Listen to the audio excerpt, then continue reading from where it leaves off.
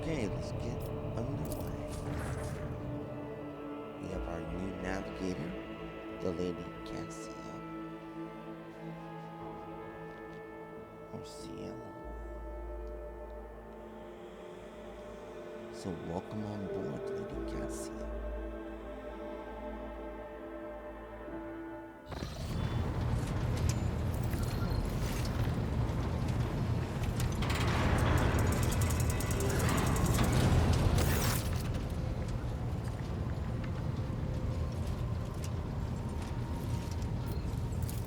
Lord Captain, Lady Navigator, welcome aboard. The Sanctum Novice has been prepared for the communion ritual, but if the Lady Navigator wishes to rest in her quarters first.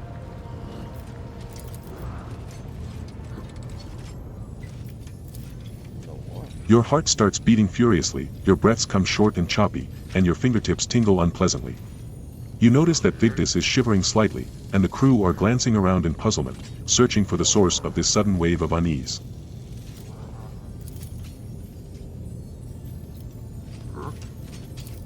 Without even looking at the Vox Master, Cassia waves her away. First I wish to speak with the rogue trader. Leave us.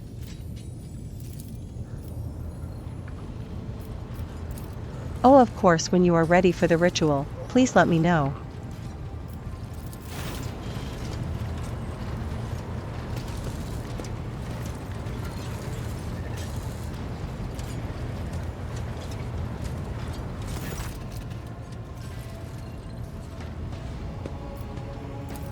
Cassia sweeps her pensive gaze over Vigdis, then, lowering her lashes slightly, turns to you. What do you wish to speak about? Before I begin the ritual, I wish to look once again into the eyes of the man whose fame is so great it managed to penetrate the impregnable walls of Urak long before we ever met. It truly is you, Gladius. The person the whole Expanse and Calixus sector are talking about. And now a rogue trader as well.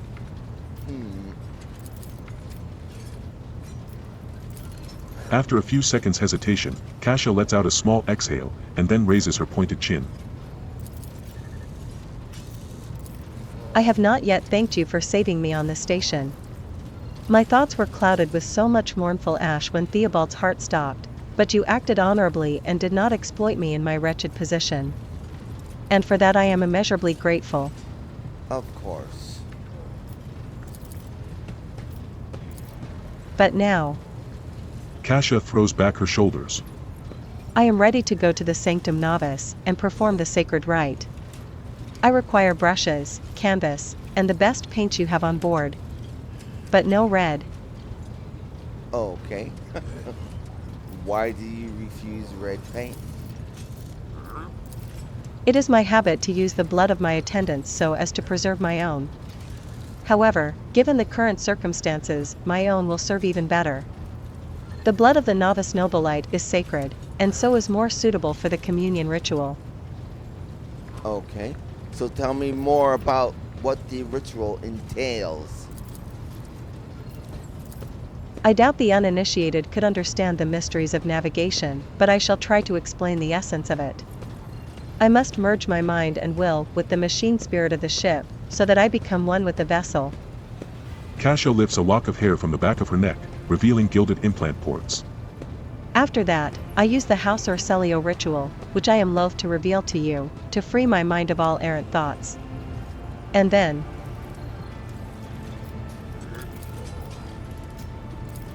it is time to open my third eye and peer into the depths of the warp itself. Among the nightmarish visions, mirages, and creatures of the abyss, only the light of the Emperor is the truth that will lead me from star to star, from system to system. Oh, the light, the guiding thread, so fine it can slip from one's grasp at any moment. Cassia unfurls her hand as though dropping something. But you have nothing to worry about. The navigators of House Orcelio never lose their course. Okay. So why are you asking for these items? Now's not the time to be indulging in painting. You are asking questions the answers to which you cannot comprehend. Perhaps I may explain it all to you at a later time, but now our time is too precious to waste.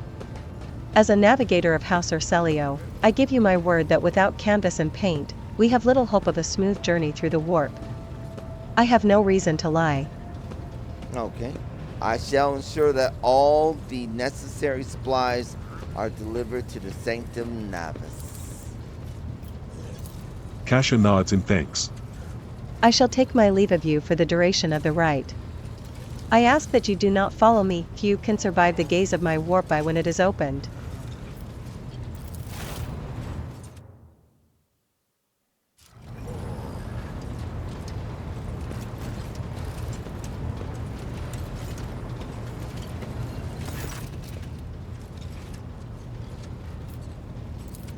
Lord Captain, I will oversee the open channel between the Lady Navigator and the bridge.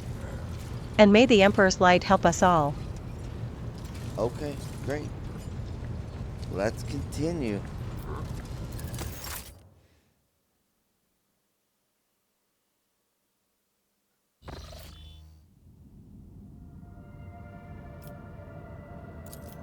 The Voxcaster in the Sanctum Navis picks up the susurration of cloves, pious chanting, and the metallic clicking of implants. Then the serene voice of the Lady Navigator breaks the silence. Initiating communion ritual. You hear the exultant ring of metal freed from its scabbard. Then the stifled gasp of the Lady Navigator, the rhythmic drip of liquid on canvas, and the faint whisper of a brush.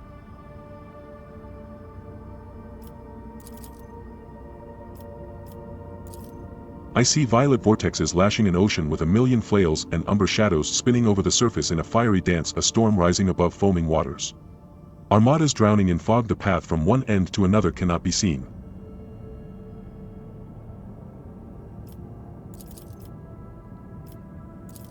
And here, beyond the wall of glass, a daughter forsaken by her father yearns for her brother.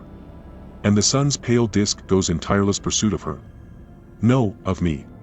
Its frozen rays lie that spring is here. The light is deadened. The great ruler is gone.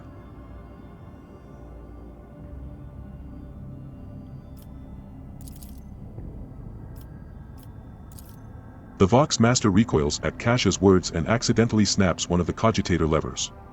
The panel beneath her fingers emits sparks, and the Voxcaster falls silent. She quickly flips a series of switches and boss guiltily. My abject apologies for cutting off the broadcast, Lord Captain. I have never heard the warp speaking through a navigator before. The connection is restored now. It will not happen again.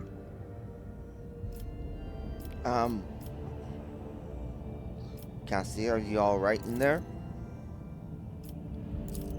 Soul-shredding screams drown out the Vox transmission. The servants in the Sanctum Navis are howling and shrieking like wild beasts, moaning in pain, their throats raw from the strain. And then sudden silence. The dull thud of dropping bodies proclaims their fate.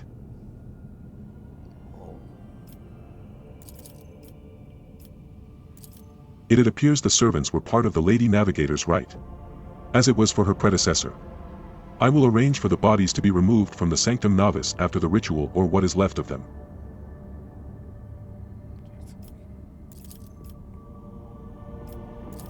Rogue trader, I fear I have unfortunate news.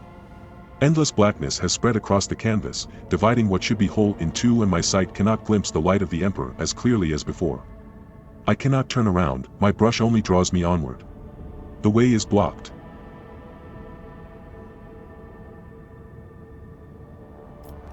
Can't write the way. You hear a heavy exhale, rustling fabric, and metallic clicking. By the Emperor's grace, the ritual was successful. Your vessel's temperament presented a challenge. Its cold steel grip did not allow me to breathe freely even for a second.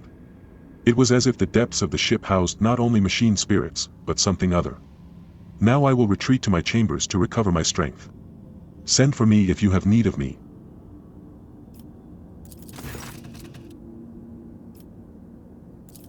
Lord Captain, congratulations on acquiring a navigator. Spare me a few moments of your time, please. There are several matters that require your attention. First of all, I want to report on the condition of the station, Erik V. Okay. Regrettably, we arrived too late to evacuate the residents of the station. Drat. The warp disruptions affecting Urak V twisted the bodies and minds of its attendants. The corruption failed to affect Lady Cassia. Thank the Emperor, the navigators are trained to resist the Immaterium's pull.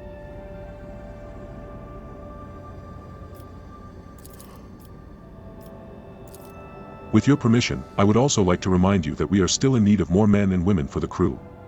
And we have not yet located Heinrichs van Calix, the right hand of the Lord Inquisitor, as we can now attest. The man vanished into the shadows of the star system, and was not present on Urak V. We must keep this in mind when making any future plans. Of course. Thank you, Vigdis. This will be all for now.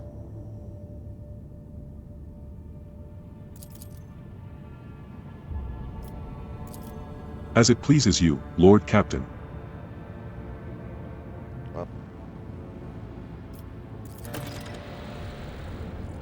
Alright, let's make our way onward. Okay. Let's make our way back to Rockwood Miners. Okay. Lord Captain, there is some commotion on the officer's deck. The Lady Navigator has left her quarters and is currently in the wardroom, where uninitiated crew members are shunning her in terror. Perhaps you should find out what has brought Cassia to the deck. Alright. We could do that. Maybe she was hungry.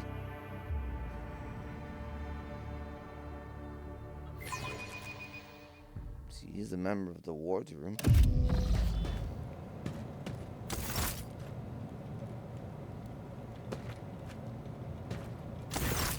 Lord Captain, my apologies. I did not notice your entrance. It pleased me to see you're adjusting to life aboard the ship. Compared to Urak 5, your ship is a boundless world of unfamiliar hues.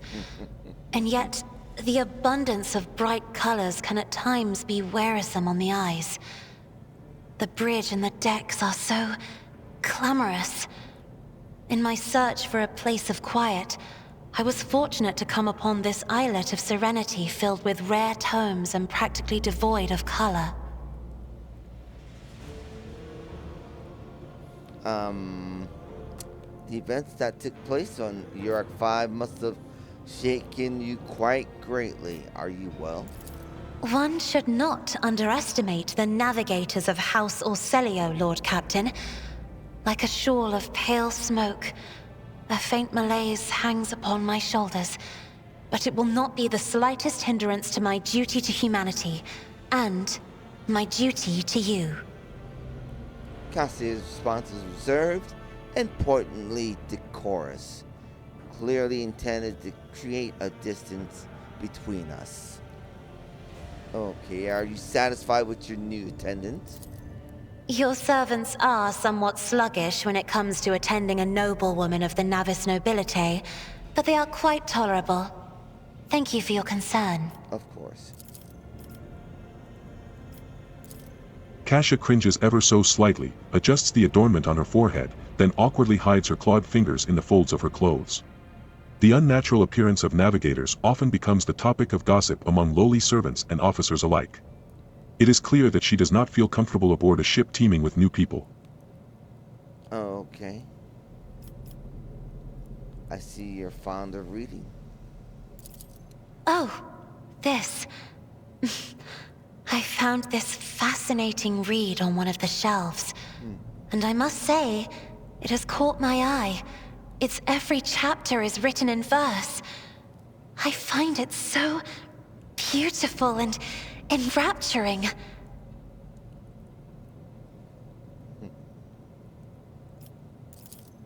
Urak 5 had a vast archive of its own, of course. Although most of the works within had to do with scholarly disciplines of some sort or another.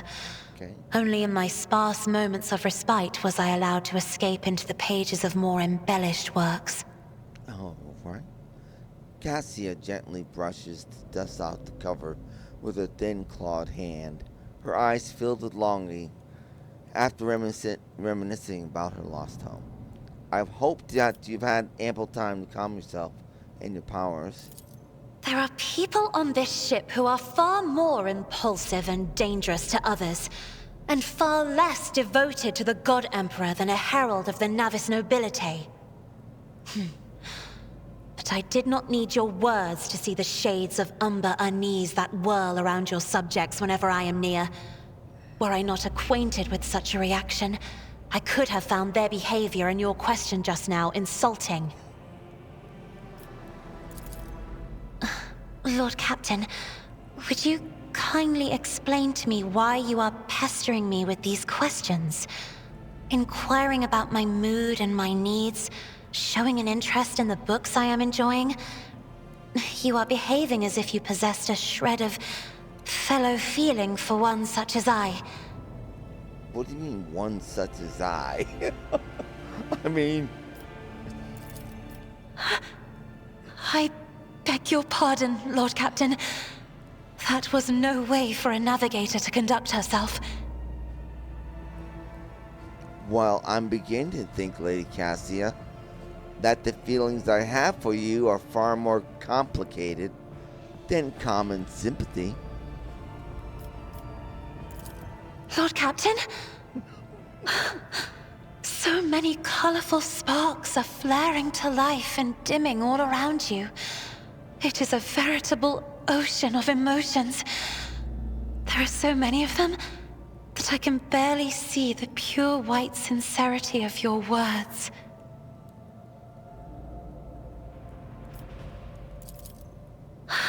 Please forgive me. I cannot even understand myself right now. Your words and attention have reminded me of life on the station, of Theobald and Felek. I do not understand. They were merely the keepers of Urak 5. So why do memories of those two make me feel a strange heaviness here? She places a hand on her breastplate. At the same time, I find myself overwhelmed with new excitement and anticipation. At last, I have set foot outside my familiar walls and into a world that I have only seen before in the pages of books. Your ship alone is a treasure trove of remarkable artifacts and curiosities. And just imagine the things that await beyond, but... My delight must seem childish to you, surely. In your heart, you must be finding all this quite amusing.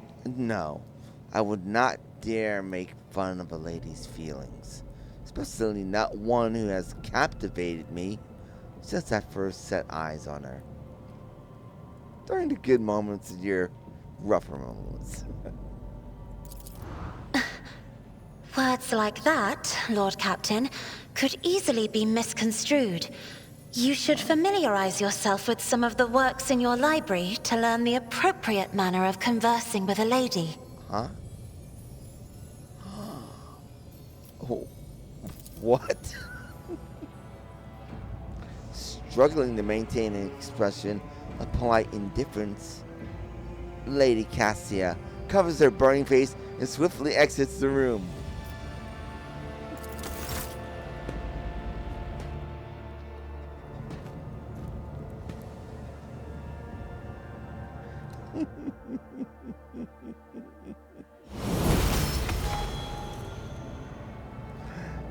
Oh boy. That was hilarious and enjoyable. Okay, so we're going to end the episode here on that delightful moment with Lady Cassia, who reminds me so much of Anne of Green Gables. She has that vivid, expressive imagination that just brings things to life. And it's very refreshing. So, of course, I'm Erik Malkavian as the Lord Captain in Warhammer 40,000 Rogue Trader. Thank you for watching. You have an awesome day and a great night and good weekend. Goodbye.